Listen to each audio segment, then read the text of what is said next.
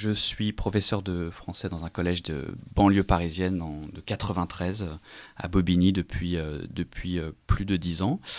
Et je suis parti d'un constat pour écrire ce livre qui était le suivant, qui était que nous étions dirigés au sens presque, disons, originel du terme, c'est-à-dire nous sommes emmenés vers une direction, nous sommes dirigés par des êtres de logos, par des êtres de parole, des hommes politiques, les hommes de médias, des éditorialistes, des journalistes, qui ne vivent que dans une sphère exclusivement langagière et linguistique.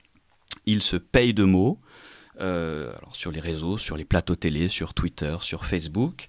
Ils passent leur vie à s'entregloser, à s'entrechoquer et à s'auto-congratuler. Donc ce sont des êtres qui sont de purs êtres de parole. Et ce qui est intéressant, c'est que chez eux, le langage ne sert pas à décrire la réalité. Le langage, pour eux, est une fin en soi. Ce sont des êtres de langage. Le langage est, les philosophes diraient qu'il est autotélique, c'est-à-dire que le langage est sa propre fin. Par conséquent, la réalité ne les intéresse pas.